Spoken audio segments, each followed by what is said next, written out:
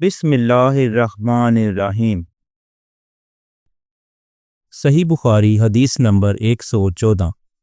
ابن عباس رضی اللہ عنہ سے روایت ہے کہ جب نبی صلی اللہ علیہ وآلہ وسلم کے مرض میں شدت ہو گئی تو آپ صلی اللہ علیہ وآلہ وسلم نے فرمایا کہ میرے پاس سامان کتابت لاؤ تاکہ تمہارے لیے ایک تحریر لکھ دوں تاکہ بعد میں تم گمراہ نہ ہو سکو۔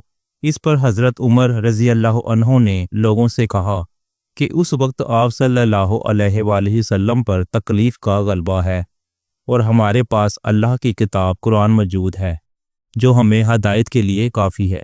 اس پر لوگوں کی رائے مختلف ہو گئی اور شور و غل زیادہ ہونے لگا۔ آپ صلی اللہ علیہ وآلہ وسلم نے فرمایا، میرے پاس سے اٹھ کھڑے ہو، میرے پاس جھگڑنا ٹھیک نہیں۔ اس پر ابن عباس رضی اللہ عنہ یہ کہتے ہوئے نکل آئے کہ بے شک مصیبت بڑی سخت مصیبت ہے، وہ چیز جو ہمارے اور رسول صلی اللہ علیہ وآلہ وسلم کے اور آپ کی تحریر کے درمیان حائل ہو گئی۔